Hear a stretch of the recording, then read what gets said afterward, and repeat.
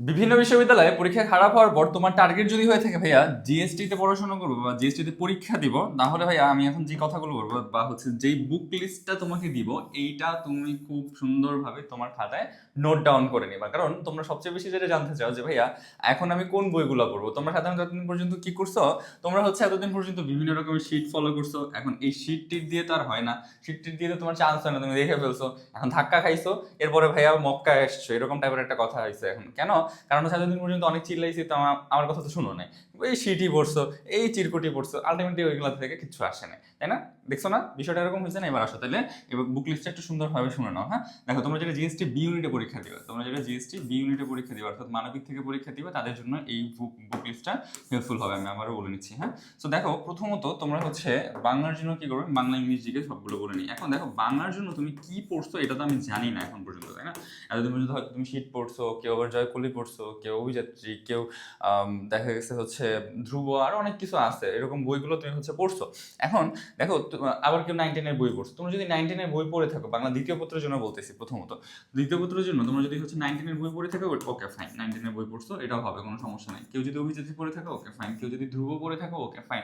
কেউ যদি হচ্ছে তুমি ইয়া পড়ে থাকো, কি বলে এটাকে, হচ্ছে তোমার বোঝায় গলি পড়ে থাকো, ওকে ফাইন, ঠিক আছে। কিন্তু বিষয়টা হচ্ছে যে আলটিমেটলি তোমার গ্রামার নিয়ে ওরকম এরকম বেশি প্যারা খাওয়া লাগবে না, ওরকম বেশি কিছু মানে ইয়াও করতে হবে না, চিন্তাও করতে হবে না। এখন এখানে যে ব্যাকরণের যে পার্টটা আছে, দ্বিতীয় পত্রের ভিতরে ব্যাকরণের যে পার্টটা আছে, সাধারণত তুমি যদি তোমার বাংলা 9-10 যে বইটা খেয়াল করো, যে 9-10 যে বইটা আছে ওইখান থেকে হুবহু তুইলা দেয়। 9-10 যে বইটা আছে ওইখান থেকে কি করে ভাইয়া, হুবহু তুইলা দেয়। হ্যাঁ, তো এটা তুমি যে বই থেকে কমপ্লিট করো কোনো সমস্যা নাই। অভিচিত্র থেকে পড়লে ভালো হয় তোমার জন্য, অথবা 9-10 বই থেকে পড়লেও কোনো সমস্যা নেই। Okay fine. এখন বাংলা প্রথম পত্র কি করবো ভাইয়া, প্রথম পত্র বাংলা প্রথম পত্র। আচ্ছা ফাইন, প্রথম পত্র তুমি হচ্ছে একটা জিনিস মাথায় রাখবে যে হচ্ছে জিএসটি কিন্তু ফার্স্ট পেপার থেকে প্রচুর পরিমাণে প্রশ্ন ধরে। তুমি ভালো করে তোমার ফুল সিলেবাস, আমি আবারও বলতেছি, ভালো করে তোমার ফুল সিলেবাস শেষ করে, মানে তোমার গদ্য পদ্য সাহিত্য যেগুলো আছে, মানে হচ্ছে উপন্যাস নাটক, এই জিনিসগুলো তুমি ফার্স্ট পেপারের বই একদম কি করবা না করবা পারলে যে মানে গোলাও, এমনি এমনি গোলায় গোলায় গোলায় পানি দিয়ে পানির ভিতরে ভিজাতে তারপরে খাই ফেলো, তাও যদি কোনো কাজ করে।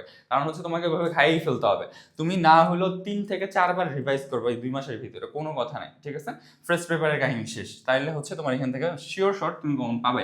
Okay fine. এবার সবাই ইংরেজির জন্য কি করব, ইংলিশের জন্য আমি কি করতে পারি? দেখো ইংলিশের জন্য আমি প্রথম যে জিনিসটা নিয়ে বলবো সেটা হচ্ছে মেমোরাইজিং আইটেম, এরপরে বাকিটা নিয়ে কথা বলবো। কারণ তোমার ভাই বহুত চিল্লাই তোমার সাথে, তুমি মেমোরাইজিং আইটেম পড়ো না।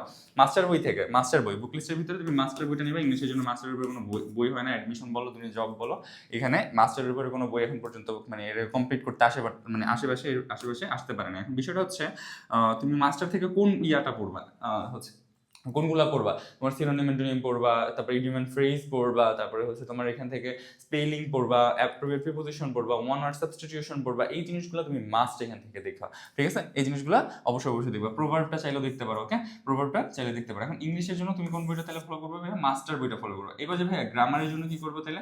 গ্রামের জন্য সেম বই ফলো করবে, আর কোনো কথা নাই, এর বাইরে আর কোনো কথা নাই। ইংলিশের জন্য এটার উপর কোনো কথা নাই। ভাইয়া ফার্স্ট পেপার বইটা কি পড়বো?